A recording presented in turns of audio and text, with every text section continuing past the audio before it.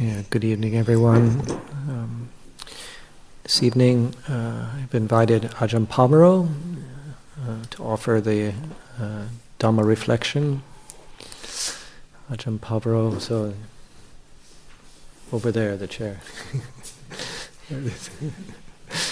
Ajahn Pavaro is visiting us for the first time in 14 years.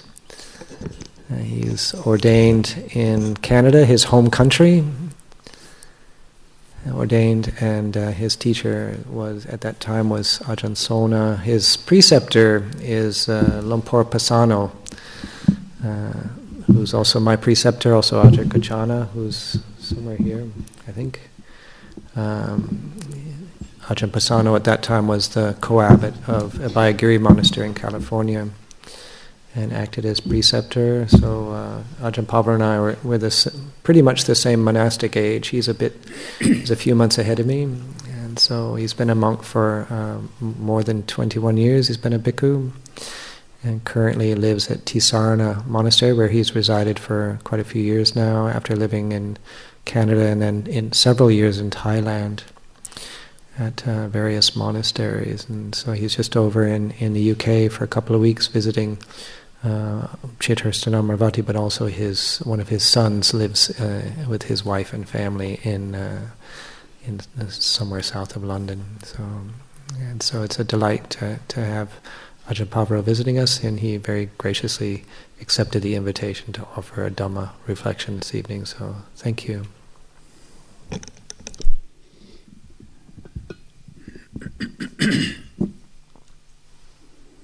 Namo tassa bhagavato arahato samma sambuddhassa.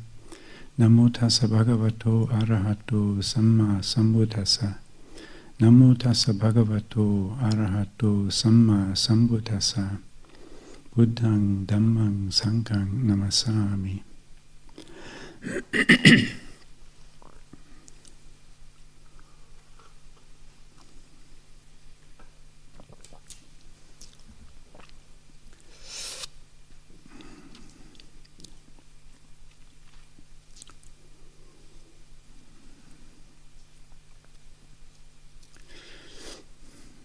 Being back at Chithurst is a great delight and privilege for me.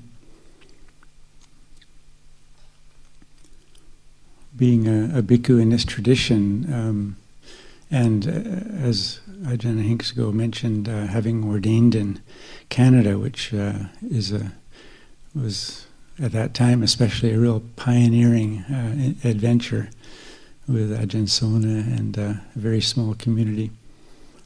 So we were nourished, I was nourished in my early life, and continue to be, for that matter, by the stories of course, Lumpur Cha, Wat Papong, Wat Nanachat, but also the establishment of the Sangha and the community surrounding the Sangha in Britain, first of all, and then in Europe.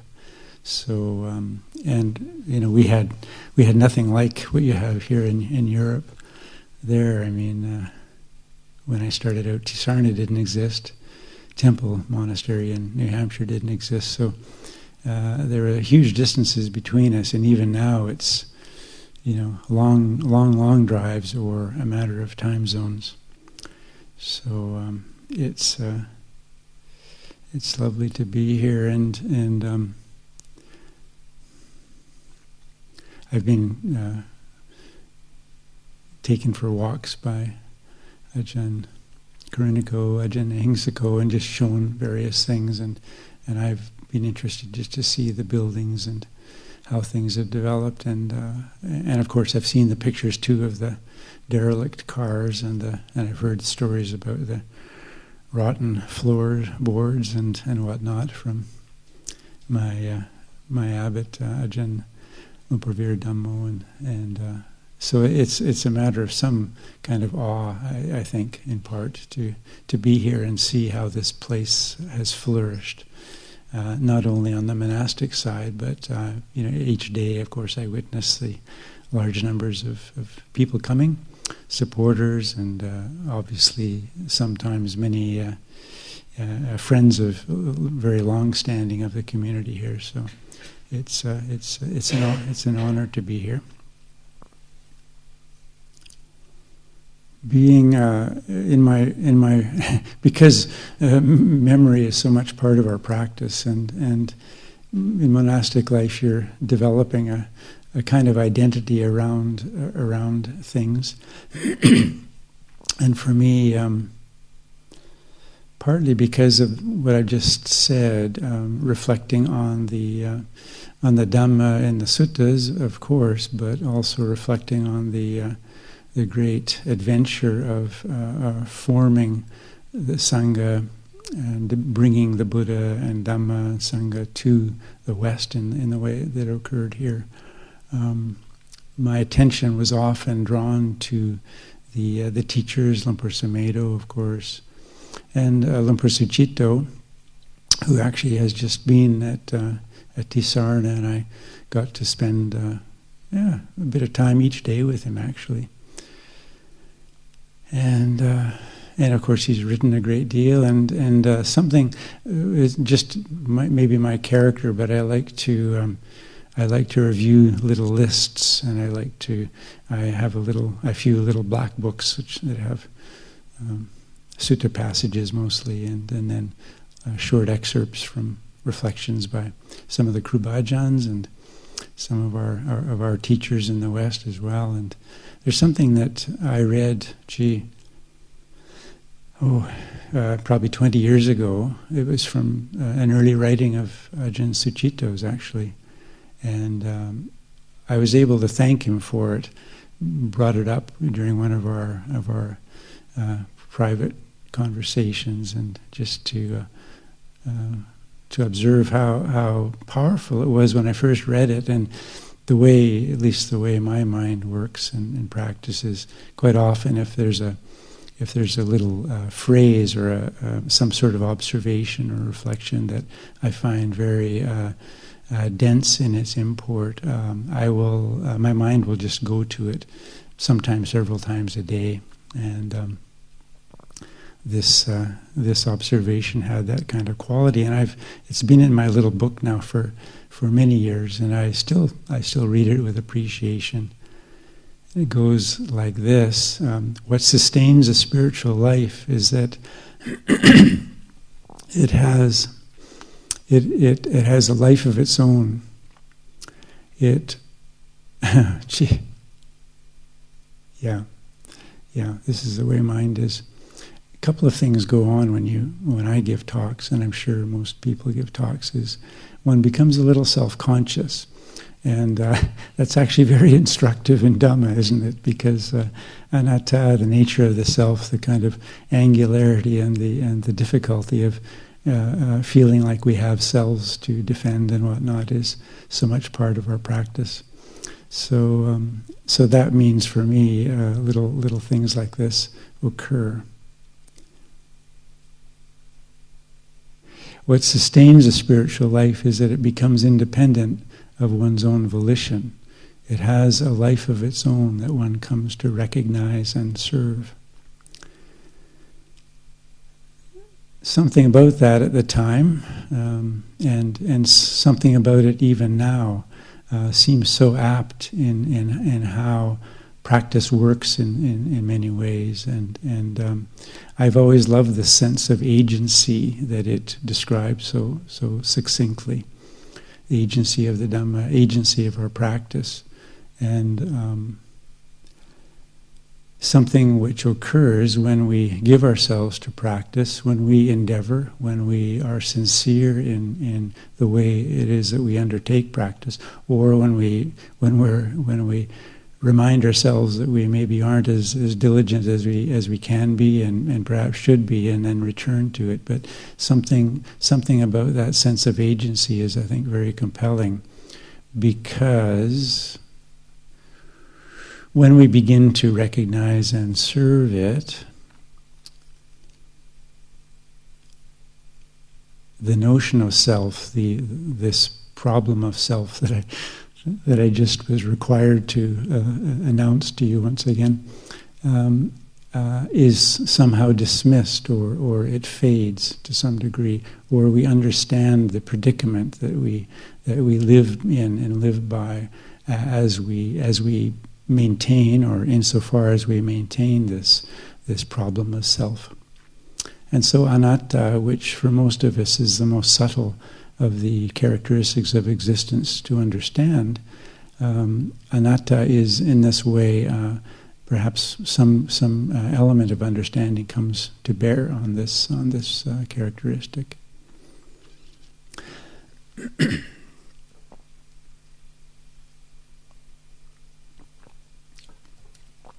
So one of the, in addition to having little quotations that I love to trot out from time to time, sometimes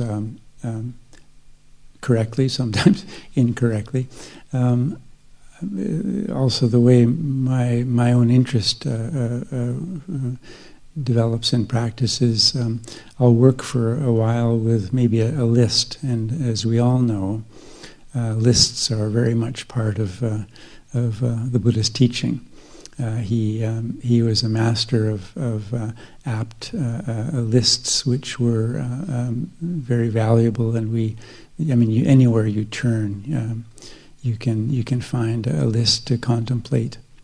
When I'm speaking with lay people, which sometimes I do, I talk about kind of fridge practice, which is fridge magnet practice, which is, write a list and stick it on your fridge with a magnet, and allow it to serve as a reminder for a week or a day or a month or what have you of some very beneficial, important and wholesome set of dhammas for you to reflect upon, and initially to remember their relationship, perhaps the particular sequence they contain, and a truth that is seeded in them, because there is, as far as I understand it, at least there is a kind of fractal nature in Dhamma. That is to say that you can, if you pick up any portion of Dhamma correctly and work with it and contemplate it and revere it even, the whole of Dhamma can be revealed through it. This sounds like a very grand notion, and I don't expect any of us will ever seek to apply it, but there is some beauty to it, and I'm reminded of an observation that Lumpur Dunatulo makes in a very fine collection of some not writings, but just teachings that he gave. I think that a secretary of his kind of wrote down diligently. And it goes something like this. The world always comes in pairs, but the Dhamma is one thing all the way through.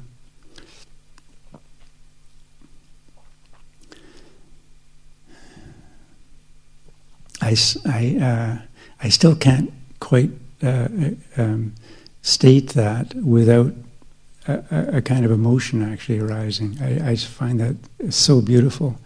It has a kind of poetic intensity which I find very, very lovely. Dhamma is one thing all the way through. So a list that I've been, just bringing to mind in the last few months, I suppose, actually, as far as I know, is not a canonic list, although the first three, all of the terms, I think, can be found in the canon, but I don't believe, like the 10 Baramis, that is not a canonic list per se, but of course it develops in the tradition fairly early, and we know of its importance. This is like that. This list is these are the 10 bases for meritorious action. And the first three of them you will have heard, Dana Sila Bhavana. So generosity, virtue, and spiritual development, meditative development, cultivation. And the other 7 don't have quite that kind of cachet, because, as I say, they aren't in any particular lists that will come to mind. and they don't necessarily have a kind of quality of sequence or development to them, although there are, you might say, a couple of pairs in them. Anyway, the rest of them go like this: reverence, service, sharing of merit, the rejoicing in others' merit, listening to Dhamma, speaking on Dhamma, and straightening one's view.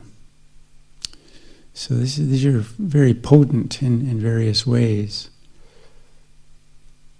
And maybe I'll say at the beginning, before speaking a little bit about these things, for me the value of this particular list, or my interest in it, seems to be that rather, as I say, than providing a kind of causal sequence, as we often find in Dhammic lists. In this case, these terms for me, when my mind settles on one or the other, it offers a kind of palette, you might say. If you think of always being interested maybe in creating a life of beauty, of spiritual beauty, then this is a kind of palette. And sometimes for weeks on end, maybe the mind goes to service, for instance, or listening to Dhamma or something. But so it depends on I think on our temperament, on our particular spiritual character and needs at any one time. We might settle on one or other, or a little handful of them from time to time. So again, these 10 bases for meritorious action are generosity, virtue, and spiritual development.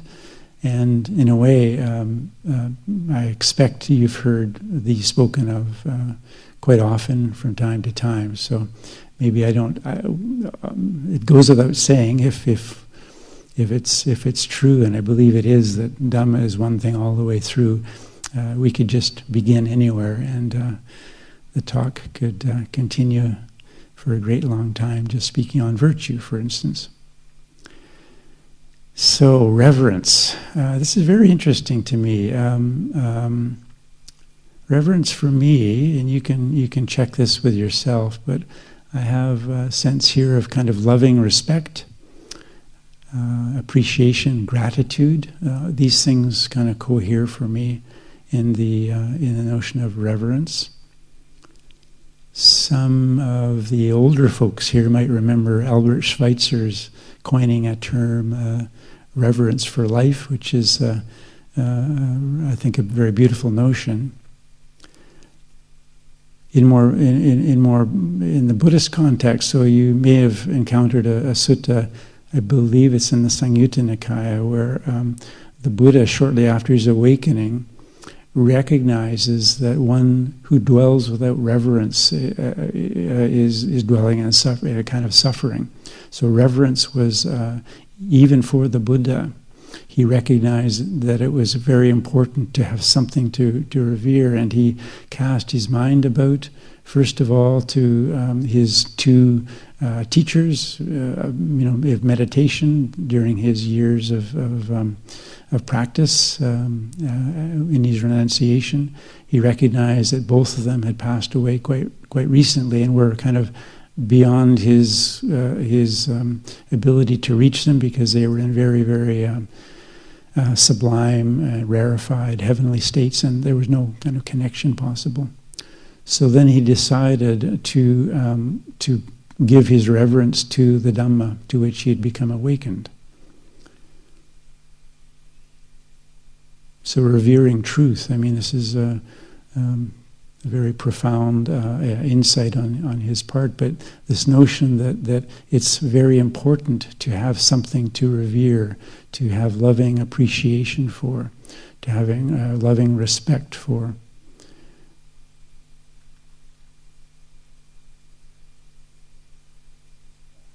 Service,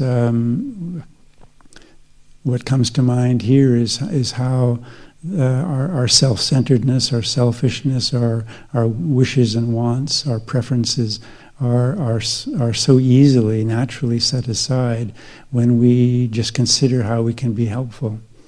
And service, it takes so many forms, of course, in human life. Children serve their parents, but parents serve their children too. And throughout life, if properly understood and held, we have opportunities for service every day, really.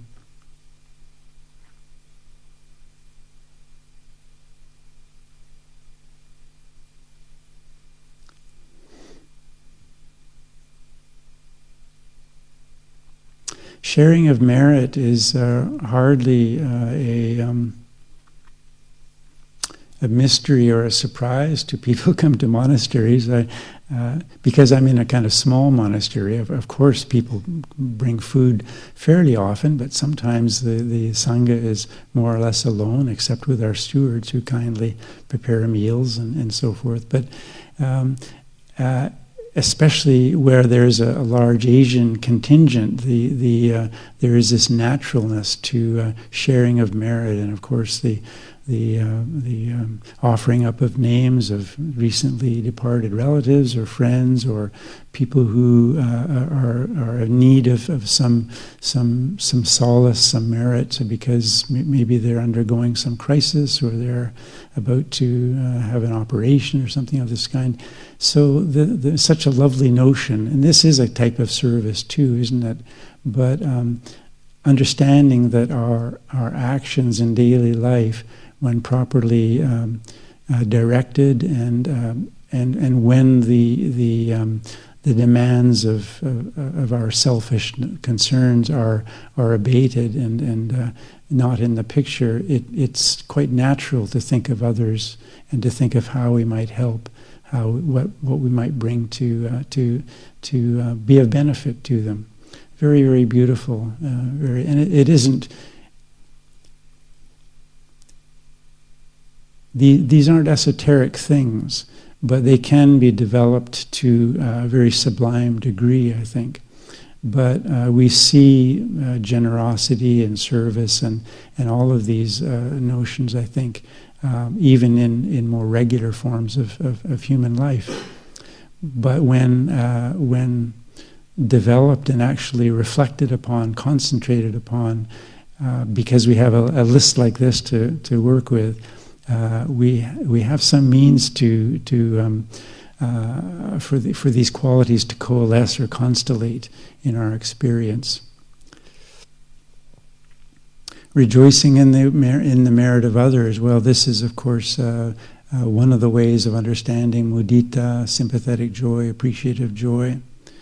Again, the notion of selfishness, our own needs and wishes and preferences are set aside when we just think of someone doing well, accomplishing something, even just overcoming an illness, being healthy again, being strong again. Oh, so happy to see that. Look at her, she's able to do what she wants to do, and she can do this and that. It's so uplifting in human life to not only to have these sources for ourselves to that come to mind and inspire the heart, but actually, as I say, to reflect on a list of attributes like this, noble qualities like this, and then actually to lend ourselves to them, to develop them, make a conscious attempt to develop them, to cultivate them, to nourish them, and watch them grow, watch them develop. Very beautiful opportunity we have in human life to do these things.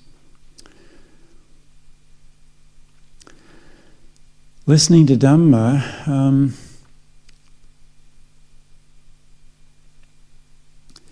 probably most people in reading the suttas have been sometimes have wondered how it is that on the one hand, the Noble Eightfold Path makes it quite clear. I mean, it's so systematic and so fulsome in how the Dhamma is explained and the path is explained.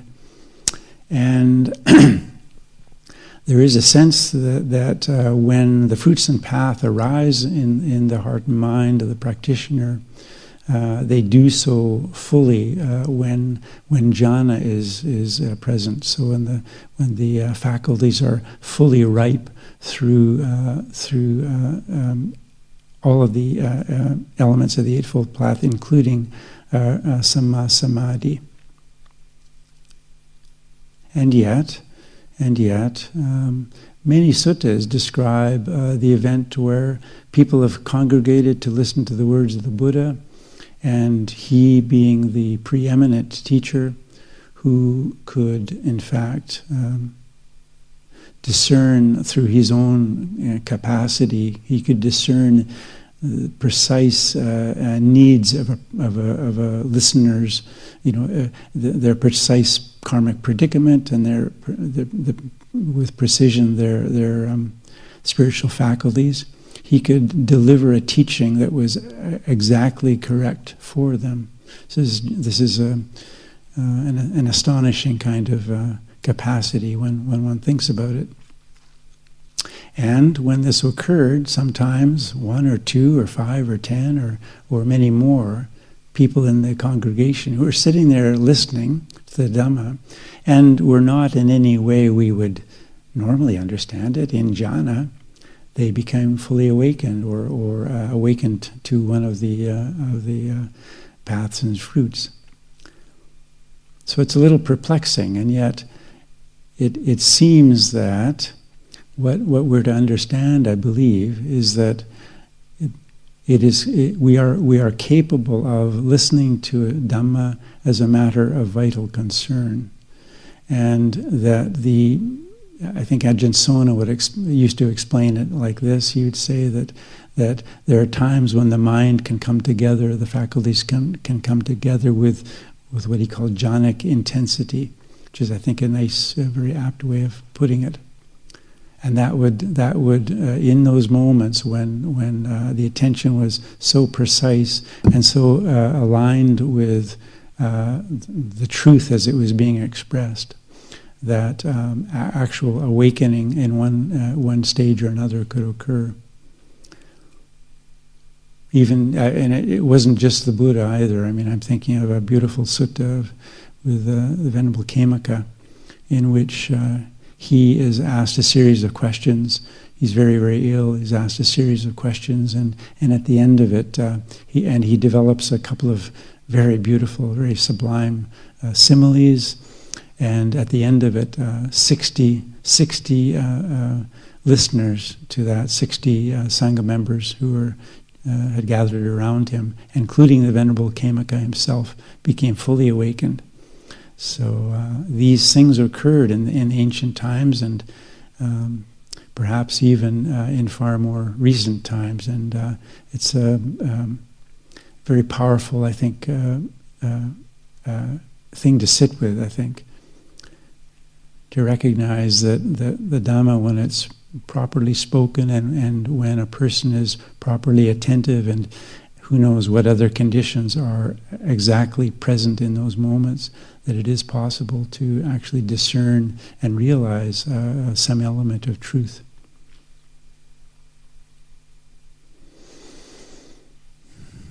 Speaking Dhamma, well, this also is a base for meritorious action. And it's one feels the privilege of being asked to speak on Dhamma, and of course we often converse with one another on themes of Dhamma, and it's a good test for right speech, I think, to not to let one's mind, one's head, you might say, get too far ahead of oneself, but to speak with care, with reverence about the Dhamma, to to marshal one's observations, if you like, one's Dhammic facts in proper order. So to be respectful of it and to listen to it carefully and to speak of it with some reverence and care as well. The final one, straightening of the view. This is all of these things really are ongoing, aren't they? And as I've said earlier, I mean, I think, depending on one's temperament, what one needs at any one time, perhaps in one's life, this day or this year or what have you, the mind will tend to gravitate to a little set of these of truths. And Ditthiyujjhakama, straightening of one's view. This is an ongoing kind of thing. To understand Dhamma in terms of Dhamma,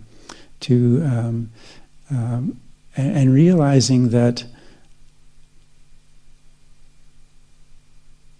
we're always beginning again. You know, there's no end to our beginnings, and so having heard what the Noble Eightfold Path is comprised, how it's comprised, still we can come back to that every day for the rest of our lives, and if properly applied and considered and lived, those features of the Eightfold Path always have something new to offer. So there are new beginnings in all of these teachings. And while those beginnings are occurring, while we're reflecting again and again on them, there is, in a sense, a kind of ongoing straightening of view. But there are certain things to get right, you know, to kind of educate oneself about. Four Noble Truths, for instance. Just, this is suffering. This is what it looks like. This is what it feels like. This is how it is that it develops, what the cause of suffering is. So there is that kind of education that we provide for ourselves. But even there, we can return again and again. I mean, think of Lumpur Sumedho. He's used the Four Noble Truths as, in a sense, the touchstone for his whole monastic life. So, of course, we do not exhaust the Dhamma because we understand, we conceive of it correctly at the get-go. No, we return again and again to these truths, and they deepen, they mature, they ripen. And as they ripen, we ripen.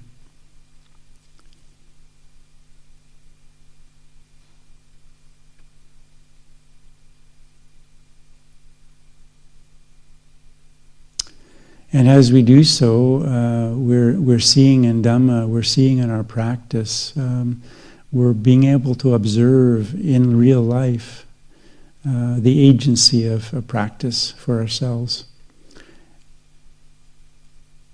And as we do that, we have this great gift to be able to recognize and serve the practice in our life in the most beneficial of ways. So I'll leave these reflections for you tonight.